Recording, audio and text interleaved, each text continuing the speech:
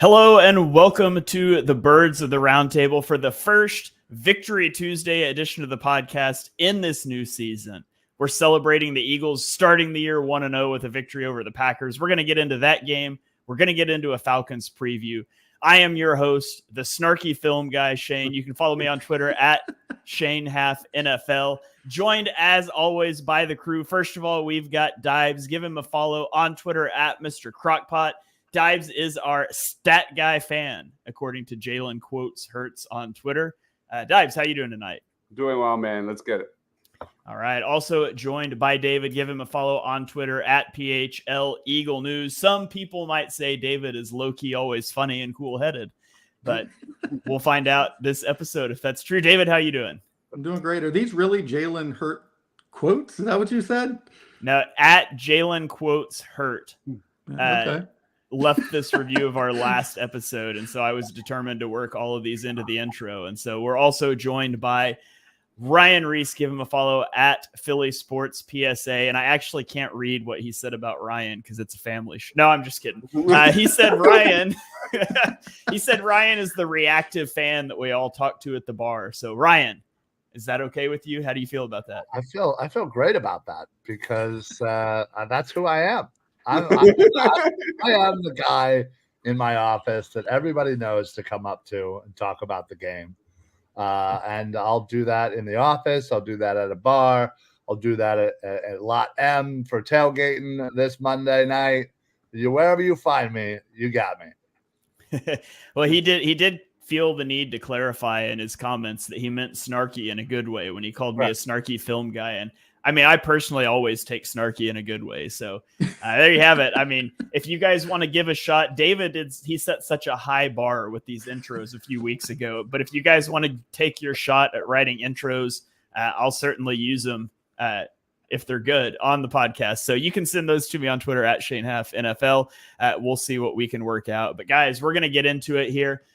We're going to start off, as we always do, recapping the previous week's game before we turn the page to a Monday Night Football matchup with the Atlanta Falcons.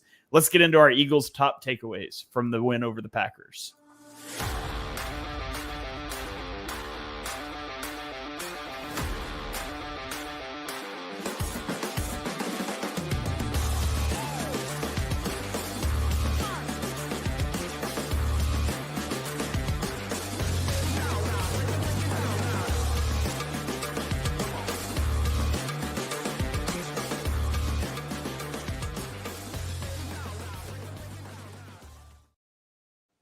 All right, I'm going to give you each a chance to talk a little bit about the game. We're going to go a big picture takeaway, and then we'll narrow in on offense and defense. Dives, I'll throw it to you first. What is your big picture takeaway from week one? It was obviously my storyline heading into week one. It was Jalen Hurts versus Nick Sirianni versus Kellen Moore. We finally got to see the pre-snap motion. And, it wasn't a perfect game by Jalen Hurts by any means. But with Kellen Moore, 65.8%, we saw the Eagles utilize motion in week one. That's compared to 35.1% last season. And Jalen Hurts was really solid in that motion. 15 of 21 passing, 212 yards, 2 touchdowns. And without motion, 5 of 13, 66 yards, and 2 picks per next-gen stats. So big picture-wise, you got to love that. Again, Jalen Hurts struggled with decision-making, but at the end of the day, he did enough, especially at that end. So I was really happy to see the effectiveness that we saw with motion. Yeah, it was nice to see some interesting new elements in the offense. Johnny and I talked about that a little bit today, that it wasn't like a super Kellen Moore offense. It really felt like a mesh of what we saw last year from the Eagles, but with some other answers and motion and things added in. And so it was really nice to see. I'm curious to see how it develops throughout the season. Ryan, what's your big picture takeaway from week one? So in shocking breaking news, I'm going to talk about our linebackers, if I may. I was blown away by Zach Bond specifically, and also Nakobe Dean. Bond stole the show defensively. leading the team in 15 tackles, 2 sacks, on his way to breaking that 5.5 over set by David. This guy was absolutely a monster. He was great in the run game. He was, just flying around. We haven't had a performance from our linebackers in forever. And you combine that with Nakobe Dean, who, I feel like a proud father. He finally was out there. He had a great game. He played about 96% of the snaps, and he was effective in the run game. He was out there making tackles. Everybody wants to kind of harp on that potential pick six, but I still think he had an amazing day. That would have just obviously, sealed the deal there. But our linebackers, who knew?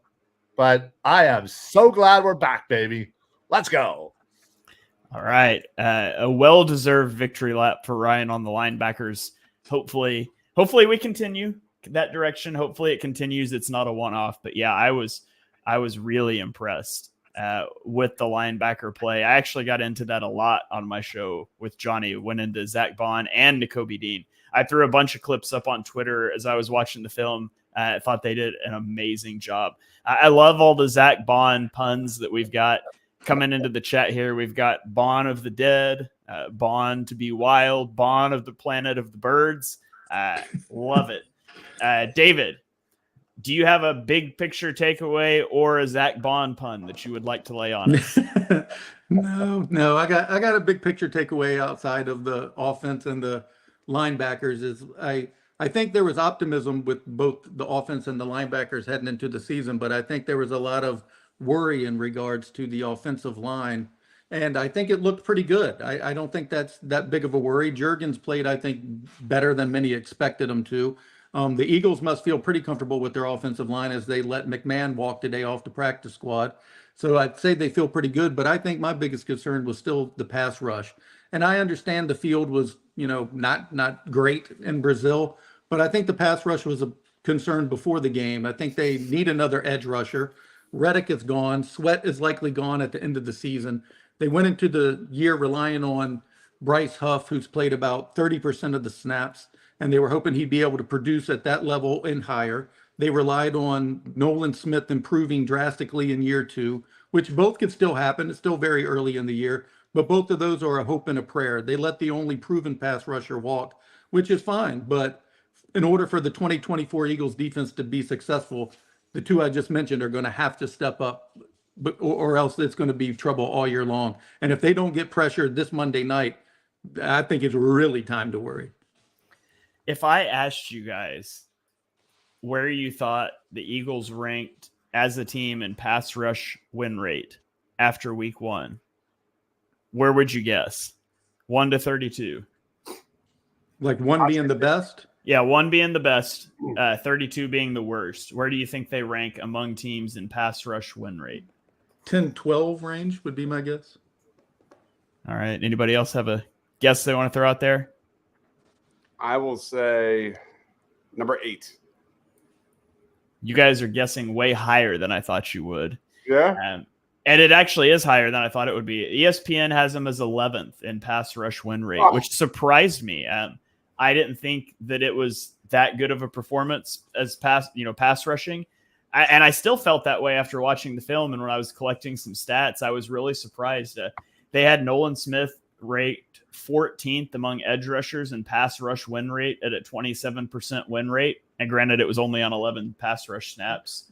Right. Jalen Carter was 19th with 13% pass rush win rate. And overall, the team ranked 11th. And that surprised me. That doesn't meet my eye test, but I'm with you. I'm a little concerned about the pass rush and would definitely like to see them overwhelm a pretty poor Falcons offensive line. Yeah, I think it'd be much lower without the interior pressure of Jalen Carter being thrown into that mix, though. Yeah, absolutely.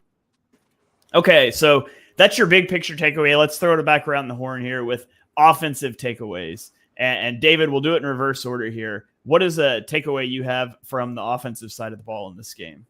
just how successful Devontae Smith was lining up in the slot. I think that is going to be a weapon that's going to be very difficult for NFL defenses to get used to seeing. I don't know. Last year, what was it, 20 some percent, 24% he played in the slot for the season. And I can't remember what it was in this game, but it was like the most he's ever done, clearly. I just don't remember the stats. In this game, it was 70%. Yeah, I mean, that's just crazy. I mean, so I think that's the biggest takeaway. Defense is going to have to think a lot more about assessing plays during these pre-snap reads with all of the movement that the Eagles are doing. Smith should also be able to put up big numbers while he's facing all the off-coverage defenses when he gets those cleaner releases off the line and everything as well from working in the slot. I think it's a brilliant play, and I think you're going to see it rotated. I don't think it'll always be that, high of a percentage for Smith. I think A.J. Brown will get a turn in there. Saquon probably get a turn in there as well. But generally speaking, I think Smith is going to be the guy who benefits the most from that. Yeah, he was at 70% in the slot. That's unreal.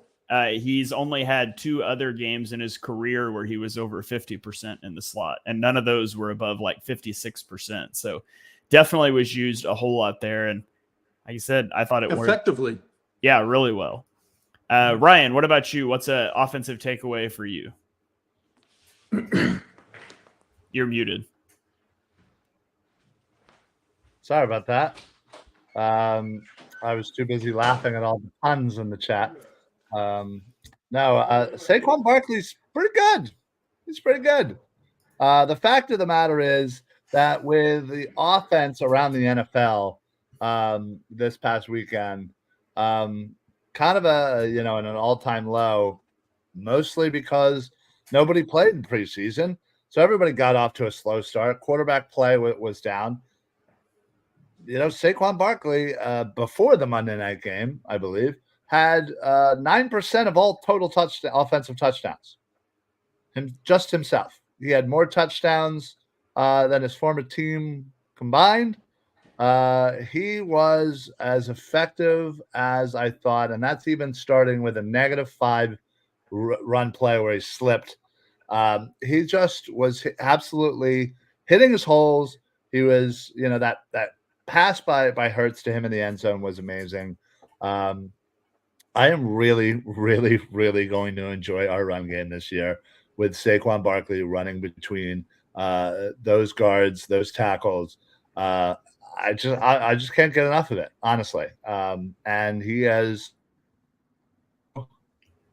with 3 touchdowns, for his first Eagle game. Oh, I think we lost him. Yeah, I think we might have lost Ryan there for a second.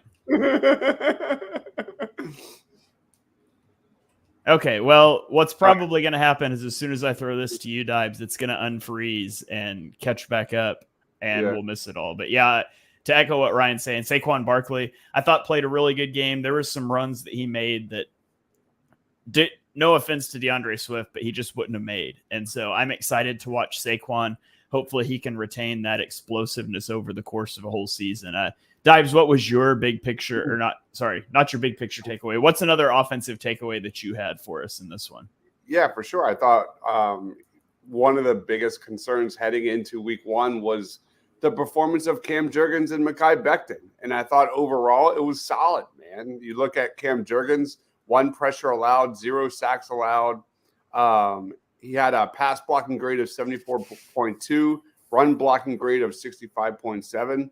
Mekhi Becton on the other side, 2 pressures allowed, 0 sacks, and a pass blocking grade of 80 and a run blocking grade of 68.1. They were opening up some massive holes there at times for Saquon Barkley, and that was an impressive debut, no doubt about it. Cam Jurgens first start at center, Mekhi Becton's first NFL start at guard. The Eagles piled up 410 yards. The Packers had just 2 sacks on 36 dropbacks. And we can't forget that 7+ minute final drive to end the game, which really just put the game away. That was awesome. That was definitely one of my favorite parts. And it's worth mentioning, you said they only allowed 2 sacks. One of those sacks was a neutral zone infraction that didn't get called and nobody moved. And the other one was one of the dumbest sacks you'll ever see a quarterback take when he was out of the pocket. So they did a phenomenal job in pass protection. No sacks allowed by the offensive line, although there were 2 sacks in the game.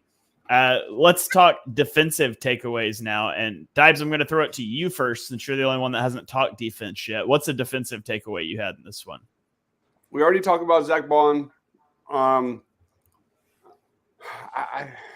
Reed Blankenship. Give me Reed Blankenship as a guy. That interception he had was so familiar compared to his first one. I remember talking about that on the postgame show. Reed Blankenship caught a lot of flack from some of us here on the show as a guy that maybe should be the third safety in the rotation, but he had a very solid game. Give me Reed Blankenship as a standout. All right. Ryan, you cannot talk about linebackers, but give me another defensive takeaway from this game. Quinyon Mitchell's a dog. He is absolutely a dog. I mean, the simple fact of the matter is, this was his first NFL game. He was out there making plays. He was, sticking to his man like glue. He was breaking up passes, and he was absolutely running with everybody. And he was also backing it up with his mouth. I love that about a good corner. If you can back it up and then you talk the talk. I mean, the man literally was going up against A.J. Brown and Devontae Smith all day, every day in practice. So he is absolutely got a leg up against, the Green Bay Packers wide receivers who, aren't in that same hell, even in the same sport at times. I just love the swagger that he played with. I just think that we absolutely have ourselves a dude. And I think because of that, I think if he continues this route, I think it's an easy decision to probably move on from Slay after this year. Yeah, I think that it's going to be one of those things where we screenshot that draft a few years down the road, and it's like, how in the world did Quinyon Mitchell fall that far? Really strong performance. I've loved him from day one. I think hopefully he continues on that trajectory, because it was a really impressive rookie performance. David, finish us off here. What is your defensive takeaway from this game? It piggybacks on Quinyon a little bit, but it's Isaiah Rodgers had won the outside corner job over Keely Ringo before he injured his hand. And in this game, Quinyon played every single snap outside. He never went inside, even though he was cross-trained for that all summer long. And a lot of people thought that was going to be the position he played. So I guess my takeaway from that is, does that say more about their confidence in Avonte Maddox or their lack of trust in Ringo, who did not see one outside offensive snap the entire game? So I'm more my takeaway, I guess, is just how comfortable are the Eagles with Keely Ringo? Yeah, that's a good question. I don't know which one would make it better, if they were just super confident in Maddox, who was pretty poor in this game, or if they just have no confidence in Keely Ringo, who I thought looked really good in the preseason. I'm also interested to see, now that they've seen Quinyon Mitchell a full game on the outside, do you rethink, hey, if we're going to put Rodgers on the field, he's going to have to bump inside, or are you still going to put Mitchell inside? So I'll be curious to see how that plays out. Yeah, I agree, because I don't think Rodgers can really play. I mean, he's basically never played inside, and I agree with all the commenters. Slay did play well. He played very well. Yeah.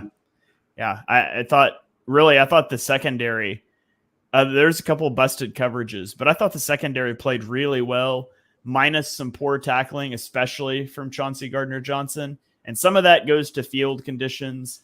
Some of that goes to just Chauncey Gardner-Johnson's one of the worst tacklers you'll ever see play the game of football. So, it is what it is. He's up there with Sidney Brown.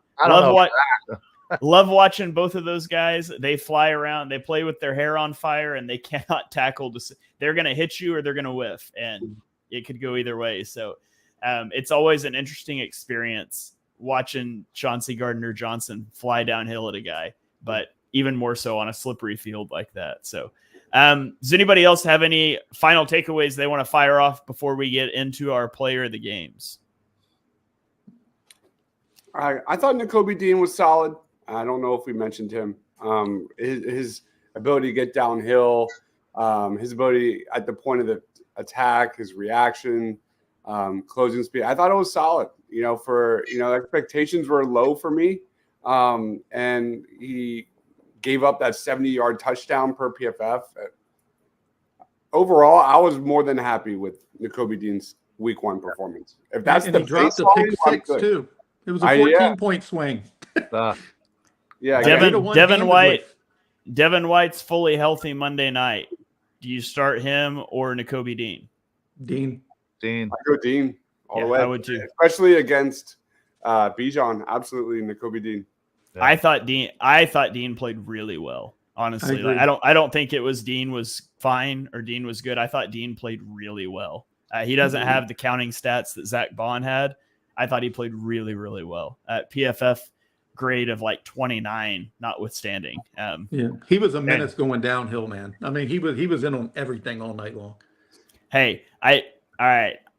I am the president of the Sydney Brown fan club, Brian. So we got Brian chiming in, telling me to watch my mouth about Sydney. I am the president of the Sydney Brown fan club, but we could admit the guy misses a lot of tackles. The ones he hits are fun, but he misses a lot of them. You're not wrong, but I will say, as anybody who's watched the Eagles as long as I do or have, there's no way I would put Chauncey Gardner-Johnson even in the top 20 of worst tacklers. I have seen some real bad ones.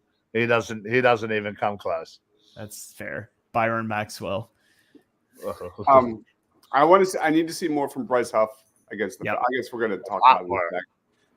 But talk about like the highlight of Bryce Huff week 1 was him just on a slip and slide, just bailing out on that 70-yard bomb. If you watch that touchdown from the Packers, Bryce Huff is coming around the edge and just totally wipes out. So go check that out. And then he if I remember correctly, he starts to get up and falls again. It was crazy. So, I didn't think he was horrible, though. Honestly, I didn't think he was terrible. I didn't think he was good. He definitely didn't replace Reddick, but I'm giving all of those guys a mulligan just due to the field, man. It was just terrible. He did play better than Hassan Reddick week 1, that's for sure. Yeah, that's slightly. All right. I mean, they had the same amount of pressures. Yeah, but PFF ranked them the same, but yeah. All right. Well, let's get into our Eagles player of the game from the week 1 performance.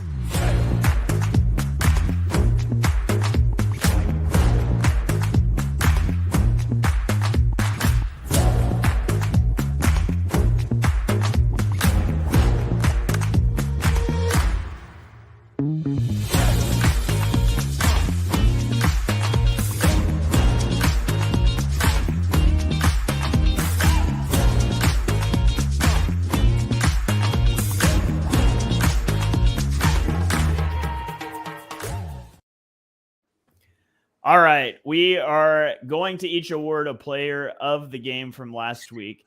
We do not allow repeats in this. We really want this to be a way to shout out 4 guys who we thought had good performances. So, David, I'm going to throw it to you first here. Who you giving player of the week to for week 1? I mean, it's the slam dunk. It's Saquon Barkley and the Giants GM. I don't know which one you want to give it to more, but it's definitely Saquon Barkley. I mean, when you have a hat trick in your debut with the new team, he was electric right from the start. He was shifty. He was fast. He was powerful. He made a phenomenal catch. I mean, if A.J. Brown had got a little bit cleaner block when he had got through down the middle, he'd had 4 touchdowns. He got caught from the one block, that missed block there by A.J., but the guy was just phenomenal in his debut, man. I don't think any fan could have been happier with his debut performance. All right. Yeah. There's a lot of Giants fans that could have been happier with his performance, but yeah. Saquon had like 3 key stats that was more than a New York Giants team in week 1. Yeah. I mean, the Giants didn't score a touchdown in week 1, so no, their GM probably has his house up for sale right now. I mean, it's really bad. Yeah. All right, Ryan, who is your player? Hold on, I should give Dibes a chance to take Zach Bond first. Dibes, who is your player of the game from week 1? Absolutely, it was Zach Bond. Led the team in pressures, hurries, sacks, tackles, stops. He was everything. And just the way he was utilized, just his versatility at playing different roles. He's way more than an edge rusher. I don't know what the Saints were smoking, man. That guy is a baller. I'm excited to see how he looks here week 2. I'm trying not to overreact because Zach Bond might put up some crazy stats this year. David, you were so right about Zach Bond, man. I was so wrong. All right, so we've got a Saquon Barkley. We've got a Zach Bond. Ryan, I'll throw it to you now. I had to give Dibes a slam dunk so he didn't pull like a Kellen Moore / Nick Sirianni and Jeff Stoutland and the people of Brazil as a whole. So right, yeah, exactly. I'm sure he would have made Pele the player of the game somehow. But no, it's AJ Brown. The man took a little slow start, but once he got going, that long touchdown run of his was beautiful. It was a thing of beauty. Jair Alexander couldn't keep up. I just thought he had such a great game. And Smith had a great game too, but AJ Brown, man, amazing. All right, so we've got 2 for the offense, 1 for the defense. I'll make it 2 for the defense. I'll give mine to Reed Blankenship.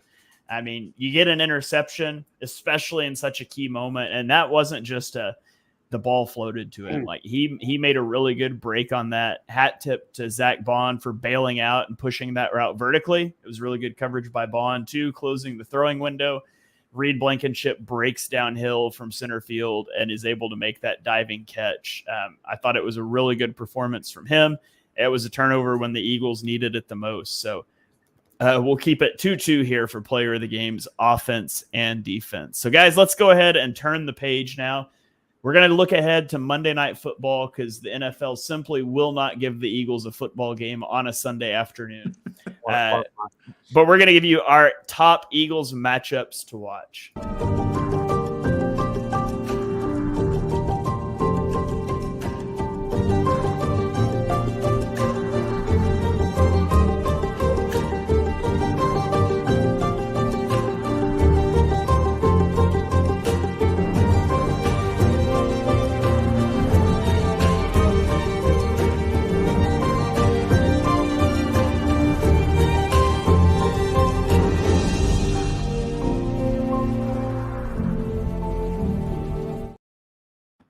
All right, we are going to go at top matchups to watch. Each of us is going to give you a matchup to watch in this game. We do coordinate these in advance, so there's not repeats, but we can talk about each other's as well. Dibes, I'll throw it to you first here. Give me your matchup to watch in this one. I'm going the Eagles pass rush versus the Falcons offensive line.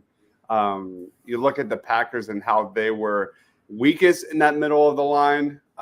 In week 1, the Falcons are the exact opposite. You got Drew Dalman, who's one of the better run blocking centers in the NFL. You've got Chris Lindstrom, who was the highest graded guard in the NFL. He plays right guard for the Falcons. And you got left guard Matthew Bergeron as a rookie, looked really solid, looking to improve in year 2. All that's gravy. But they really struggled against TJ Watt in week 1. TJ Watt put on a clinic. I'm looking at that Eagles pass rush, Jalen Carter, and that right side of the line against this Falcons offensive line. Drew Dalman gave up 3 pressures, a quarterback hit, and a sack. Chris Lindstrom gave up 3 pressures, 2 quarterback hits, and a sack. And then their right tackle, Caleb McGarry, gave up 2 pressures and a sack. That's where the Eagles should be feasting. So I want to see more from this Eagles pass rush. That still is the biggest question mark for me. And I think that will go far in saying where this game goes for the Birds. I think it's also worth pointing out along those same lines that Kirk Cousins may just be cooked. Their offense sucks, man. They run no play action. Well, that's interesting. I really don't think Kirk Cousins can move at all. Like, I seriously think I had concerns about the Achilles, him coming off the Achilles at his age, especially since it happened later in the season. Kirk Cousins took 0 snaps under center in this game. He hasn't been under 28% since 2018.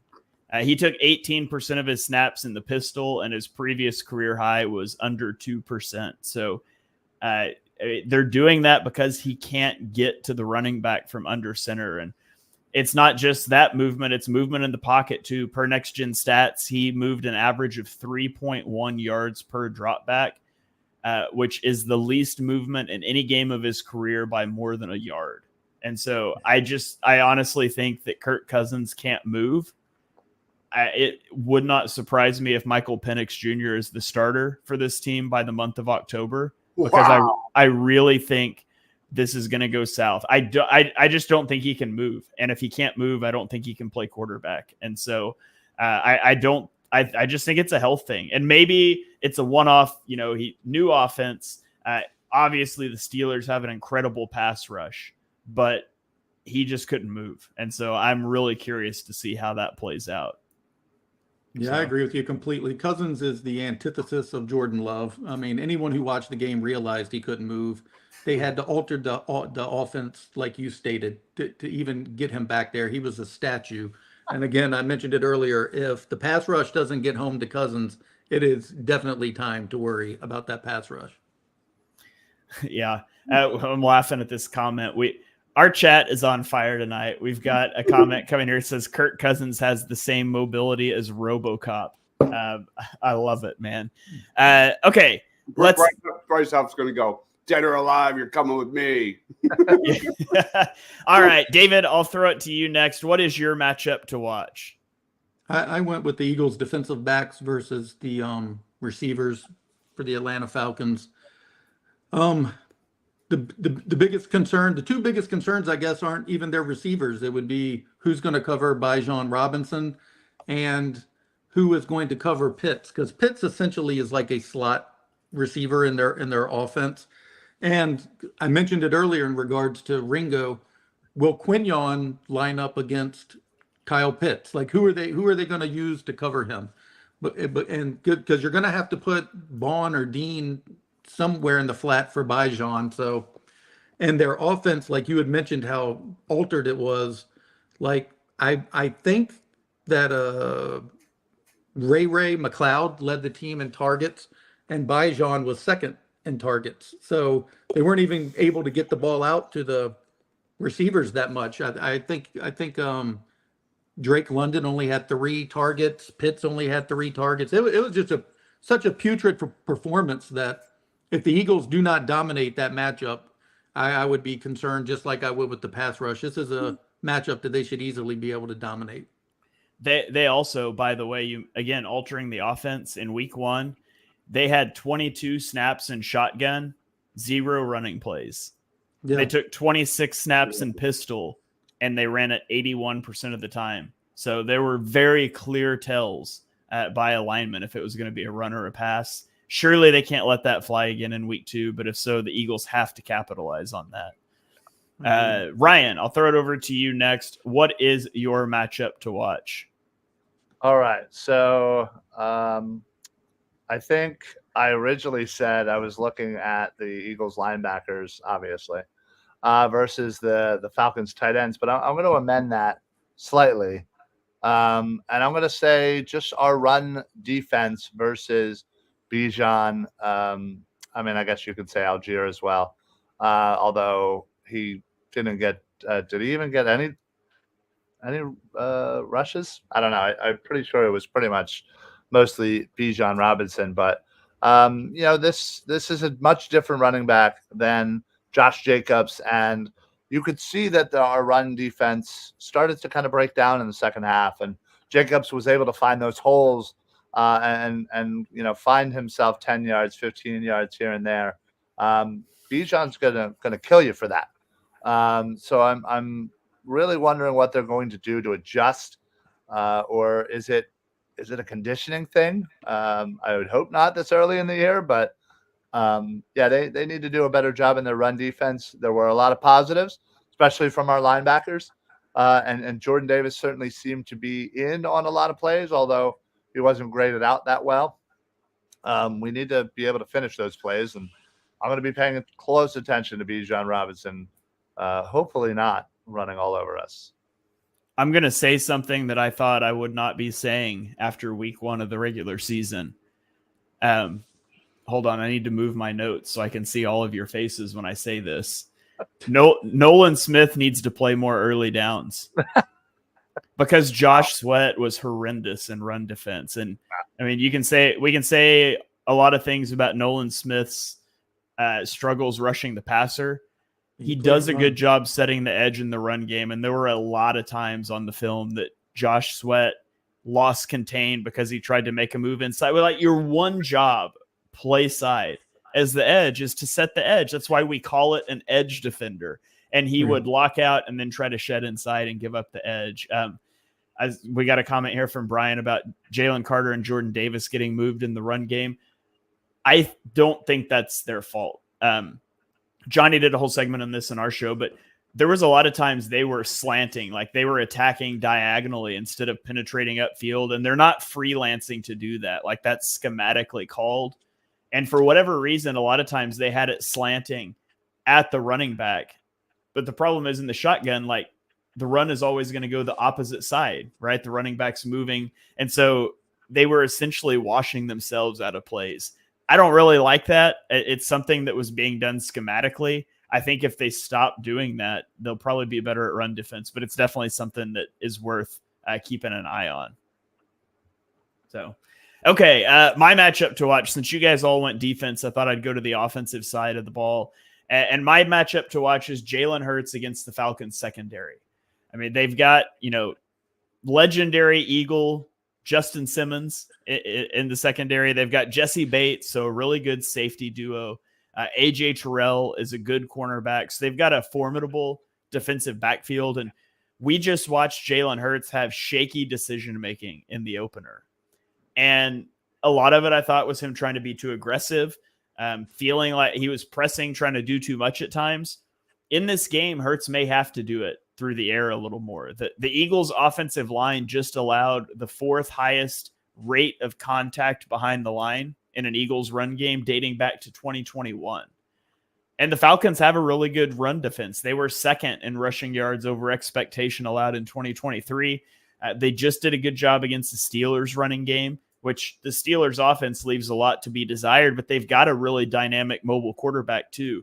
And so there's the possibility that what you're being given in this game is the passing attack, and it's going against a pretty good secondary. So to me, it's looking for Jalen Hurts to have that bounce back game, especially if the run game gets shut down and he's forced to be one-dimensional on offense. So anything else that you guys want to shout out before we get into our picks of the week? I hate this comment so much. I mean, Taco Bell just slaps every time. I hate Taco Bell and the hate it gets. Taco Bell is delicious. The comment here, Jalen Hurts' decision-making was worse than the chat at the Taco Bell drive-thru. I have not been to a Taco Bell drive-thru in many, many years, but it was some bad decision-making for sure. Yeah. What's funny is we didn't have the larger Hurts discussion. Outside of 3 really stupid decisions, he was good. 1 inaccurate pass to A.J. Brown on a dig that was open and he just dirted it. I thought the read option game wasn't working, but I thought he did well as a passer. But you can't just say outside of 3 really stupid decisions, because 2 of them were picks and 1 of them should have been a pick 6. And so, I'm not concerned about the fumbling thing. You're going to work that out. It's a new center. That's fine. You're going to work that out, but he does have to play smarter. And that's not what we haven't typically seen Hurts struggle with decision-making. So I'm not concerned about it long-term, but you got to fix it this week, especially against a defense like this. So, okay, let's get rolling into our Eagles score predictions. We've got the picks. We've got over-unders. Let's go.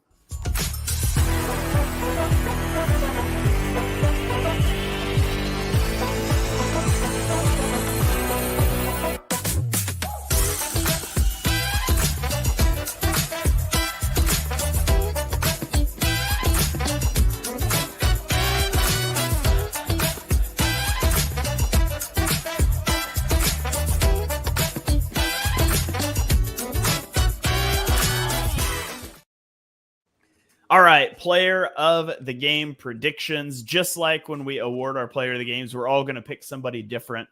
David, I'll throw it to you first here. Give me your player of the game prediction for this week. I am going to go with Jalen Carter.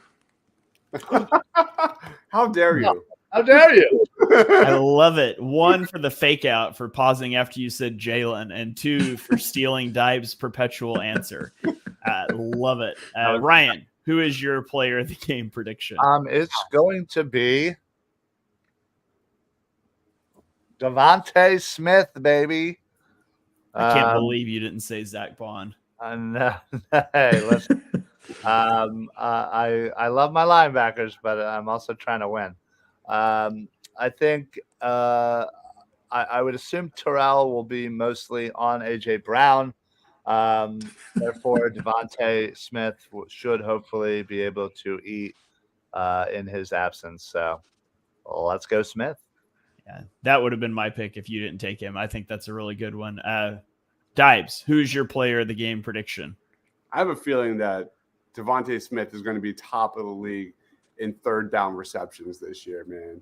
For my player of the game, give me AJ Brown. I know he's going up against some good competition this week, but this is AJ Brown we're talking about. The Falcons had zero answer for George Pickens in week 1, even though they knew that was coming. Give me AJ Brown with a couple of touchdowns.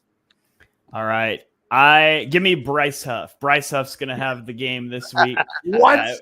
I'm speaking it into existence. Bryce Huff's going to go get some sacks in this game. It's against a struggling offensive line. It's against a quarterback that can't move. If we can't sack this guy, we're in trouble.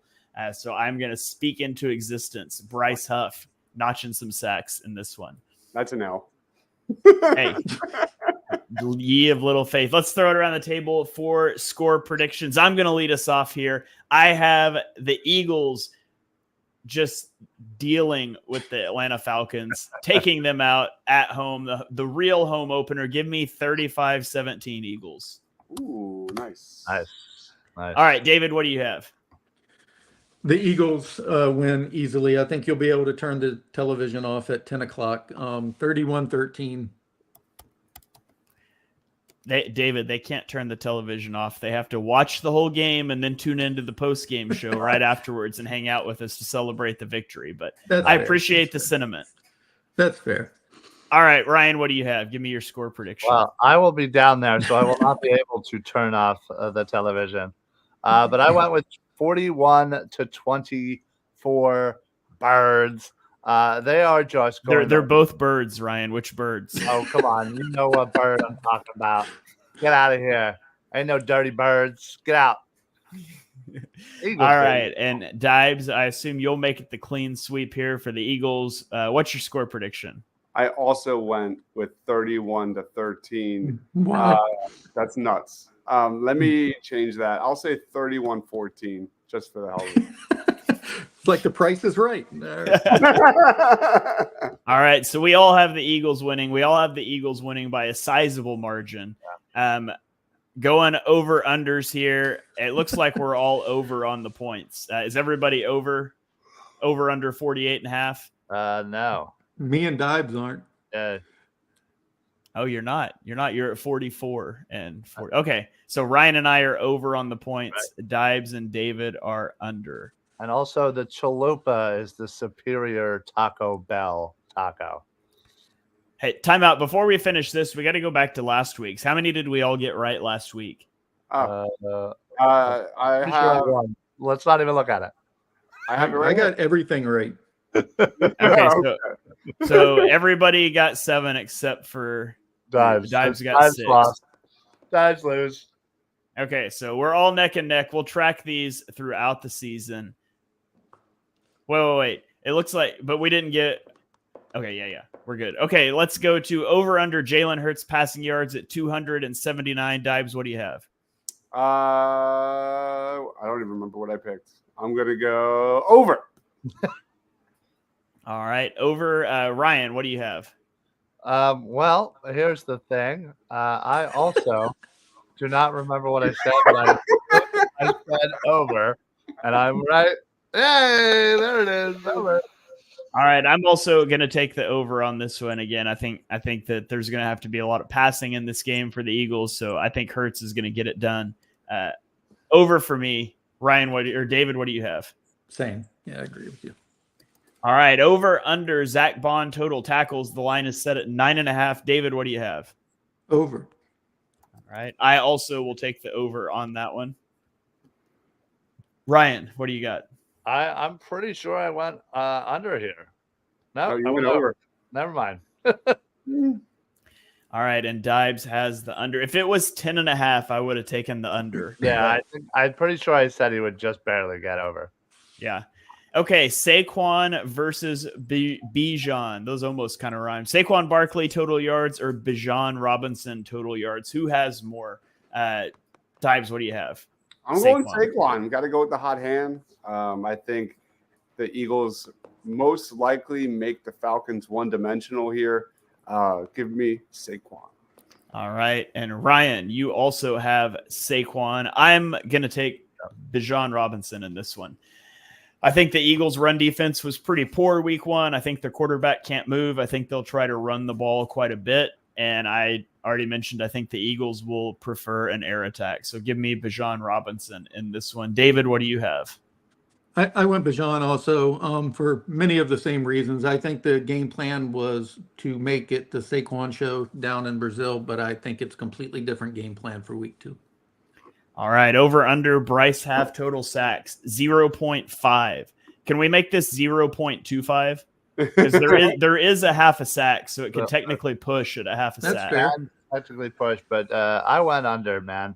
He needs to show me. I'm not bailing on the guy yet, but again, I'm just hoping this was a footing issue. I'm hoping this was just Brazil, yada yada yada. Move past it and let's show us something on Monday night. So until he does, though, I'm saying under.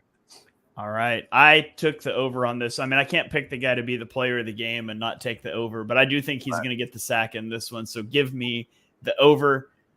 David, where are you at? I heard he had some bad Brazilian Taco Bell and just didn't feel well last Friday night. So I'm going with the over. He's going to get a sack. All right. AJ Brown total receiving yards over under 119.5. David, what do you got? Under. All right. I also took the under on this one.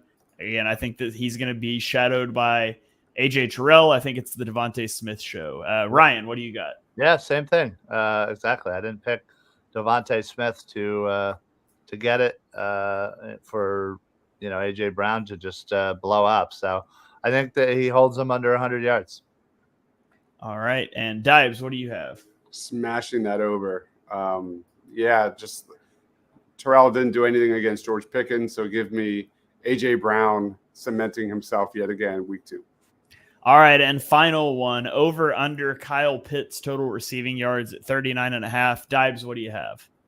I went under. I thought that was one of the surprises of week 1. The Packers didn't really do much when it comes to Luke Musgrave and Tucker Kraft. I was pretty surprised at that. I even had Luke Musgrave starting last week on my fantasy team. That was a bomb.